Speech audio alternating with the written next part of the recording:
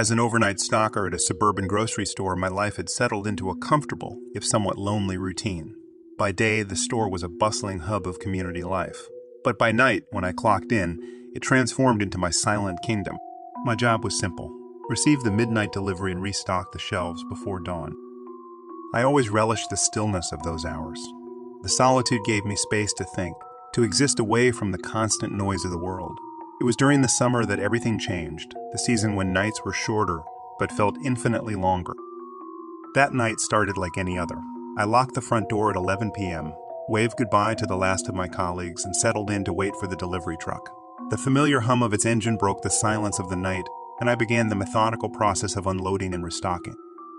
By 2 a.m., I was in the cereal aisle, mindlessly arranging boxes. That's when I heard it, a sharp, shattering sound from the front of the store. Glass breaking. I froze, every sense suddenly alert. The store had a history of being airtight. No disturbances, no break-ins. This was new. This was different. "Hello?" I called out, my voice sounding alien in the suddenly threatening environment. No answer came, just the echo of my own voice bouncing off the aisles. I grabbed a flashlight and moved cautiously towards the front, my heart pounding a frantic rhythm. The sight that greeted me was unsettling. A pane of glass in the front door was shattered, a spiderweb of cracks radiating from a central point. And there, standing amidst the shards of glass, was a figure, a man disheveled and wild-eyed, holding a hammer in one hand and a kitchen knife in the other. "Please, I need the strongest pain meds you have," he rasped, a manic edge to his voice. I took a step back, raising my hands in a calming gesture. "The pharmacy. It's locked up for the night. I can't access it." He didn't seem to hear me. His eyes, dark and unfocused, were fixed on me, his body language agitated and unpredictable. "Please just leave," I pleaded, my voice steady despite the fear. "I can call someone to help you, but you need to leave the store." He didn't respond, just stood there clutching his weapons, an unspoken threat hanging in the air. The silence stretched between us, a taut wire ready to snap. Then, without warning, he lunged at me. Instinct took over. I dodged and ran. My knowledge of the store layout my only advantage. I could hear him behind me, his heavy footsteps and labored breathing a constant presence. I darted down the baking aisle, knocking over a display of flour in the process. The cloud of white dust filled the air, momentarily disorienting my pursuer. I didn't stop to see if he was following. I just ran, my only thought to put as much distance between us as possible. I made it to the storeroom, my chest heaving, my mind racing. I needed a plan. The room was filled with pallets, stools, anything I could use to defend myself. I grabbed a heavy wrench, its weight reassuring in my hand. Seconds later, he burst in, his eyes wilder than before. There was no reasoning with him, no calming words that would penetrate the haze of desperation and pain that clouded his mind. The storeroom became an arena. He swung the hammer, narrowly missing my head. I countered with a wrench, my movements fueled by adrenaline. It was chaos, a desperate struggle for survival. In a moment of sheer luck, or perhaps divine intervention, I managed to knock the knife from his grasp. It clattered to the floor, sliding out of reach. Seizing the opportunity, I swung the wrench with all my might, connecting with his arm. He howled in pain, dropping the hammer. I didn't wait to see what he would do next. I ran out of the storeroom, locking the door behind me. I could hear him pounding on it, his shouts muffled by the thick metal. Panting, heart racing, I dialed 911. The police arrived within minutes. Their arrival a chorus of sirens and flashing lights that shattered the night's silence. They apprehended the man, who turned out to be a local with a history of drug abuse and mental health issues. The aftermath was a blur. Statements were given, reports filed. I was hailed as a hero, a survivor, but the title felt hollow. I couldn't shake the image of the man's desperate eyes, the feeling of his breath on my skin. I continued working the night shift, but something had shifted. The store no longer felt like my quiet kingdom. It was a reminder of that night, of the fear and chaos. I found myself jumping at shadows, every unexpected sound a trigger.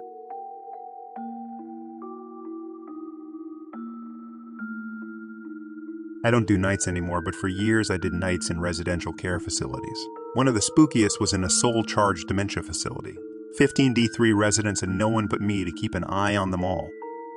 Around 3 a.m. in the morning, after doing an intentional round, where you check all the residents are safe and well, I hear the doorbell ring. I get a sudden wave of goosebumps because this is a secure facility and it's the middle of the night. I go and look out the window. There is no one there. I blow it off as being a hallucination. 10 minutes later, it rings again. I'm shitting myself. I go back to the window and check again.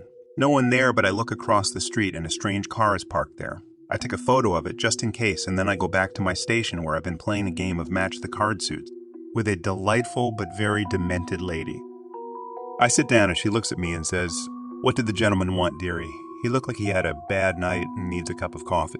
Chills go down my spine, but I brush it off because hallucinations are common with dementia, and this lady is particularly prone to not being orientated to time and place. The doorbell rings again, less than 5 minutes later, and this time I am freaking out. Another of my residents is up and walking the hallway painting with a clean paintbrush to keep him occupied. I pass him on the way to the front window and he turns to me and says, "Don't answer the door alone. He might hurt you before carrying on painting." I'm terrified. I'm trying not to cry. I don't know what to do. I'm a single 23-year-old female in charge of 15 people with varying stages of dementia, and the fucking doorbell keeps ringing in the middle of the night. And it's a weekend, so my on-call won't answer the phone. She never does on the weekends. I look out the window and see the same car as before, and as I'm looking around, I see a shadow move in front of the door, and a person walks around the corner and then looks straight in the window next to me.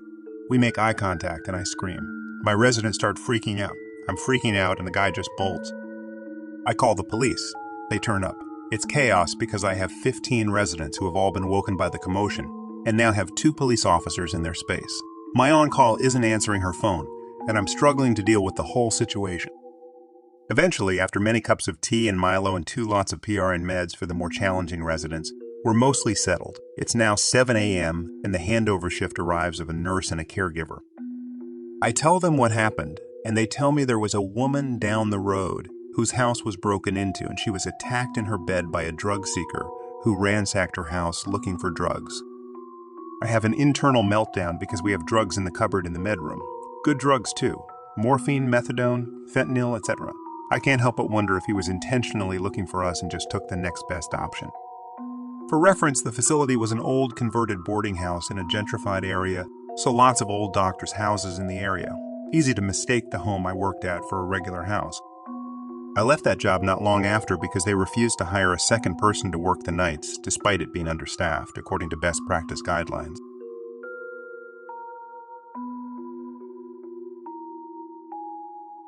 As the executive director of a family science museum, I had grown accustomed to the unexpected. From emergency repairs to school groups running amok, I thought I had seen it all. But nothing could have prepared me for what happened during the run of our human cadaver exhibit, an event that would forever alter my perception of the ordinary world. Our museum, nestled in the heart of a bustling city, was a beacon of learning, particularly popular among school children for its interactive and engaging exhibits. The cadaver exhibit, similar in style to the renowned Body Worlds, was our most ambitious project yet. It featured real human bodies, preserved and posed, offering an intimate look into the marvels of human anatomy. The exhibit was a hit, drawing in large crowds and sparking curiosity and awe. But with its success came a series of events that still haunt me.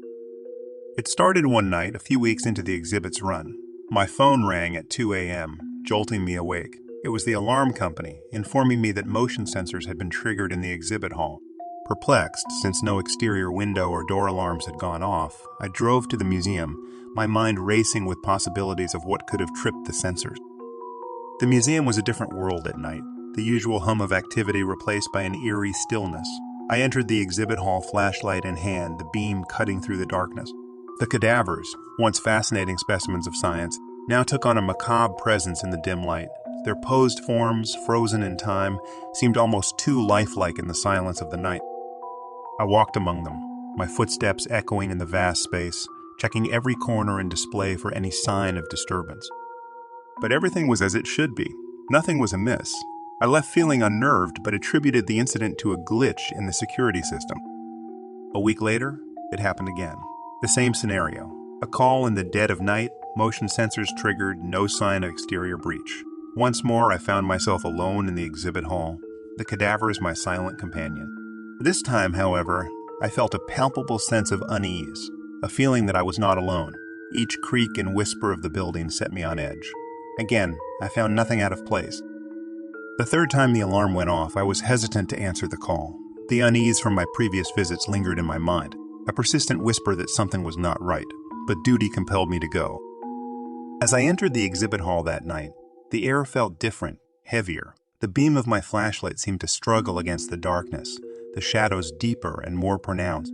The cadavers, in their eternal poses, appeared to watch me as I moved among them. I couldn't shake the feeling of being observed, the sensation of unseen eyes following my every move. It was then that I saw it, a figure standing motionless among the displays. I froze, my heart pounding in my chest. It was not one of the cadavers. This figure was different, its outline too indistinct, its presence too ominous. I shone my flashlight towards it, but the light seemed to pass right through, leaving only darkness. Panicked, I backed away, my mind racing with thoughts of ghosts and unseen horrors. The figure remained motionless, a sentinel in the shadows. Every instinct screamed at me to leave, to escape the suffocating atmosphere of the hall. I turned and fled, my footsteps echoing frantically. I didn't stop until I was back in my car, the safety of its interior a stark contrast to the nightmare I had left behind. I drove home, my hand shaking on the wheel, the image of the shadowy figure etched in my mind. The following day, I reviewed the security footage, a desperate search for an explanation. The camera showed me entering and leaving the exhibit hall, my flashlight's beam dancing among the displays. But of the figure, there was no sign. It was as if it had existed only in my perception, a ghostly apparition visible only to my eyes. I couldn't bring myself to return to the exhibit hall at night after that. I delegated the responsibility to other staff members, unable to face the shadows and whispers of that place again. The exhibit eventually concluded its run without further incident, the cadavers removed and the hall returned to its usual benign state.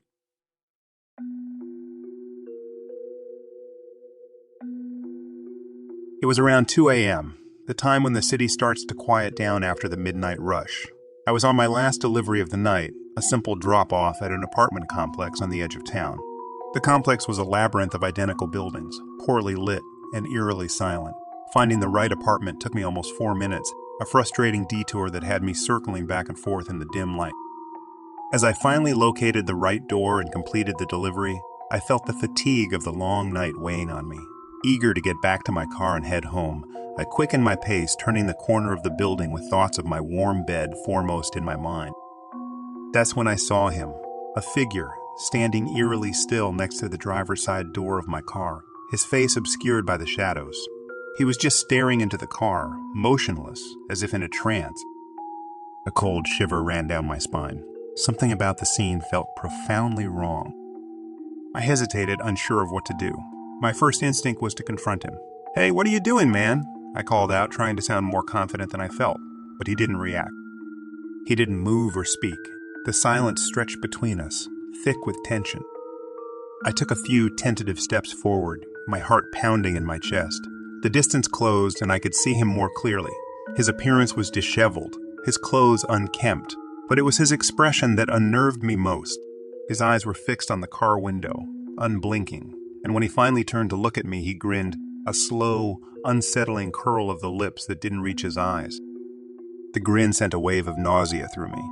It was devoid of warmth, more a baring of teeth than a smile. I felt exposed, vulnerable. Standing there, under the weak glow of the streetlight, I realized how alone I was. He didn't say a word, just kept grinning at me. Then, as abruptly as he had appeared, he turned and walked away, disappearing into the night.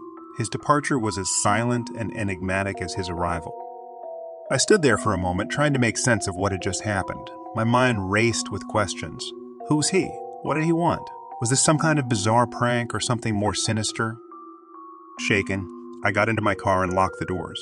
My hands were trembling as I started the engine and drove away from the apartment complex.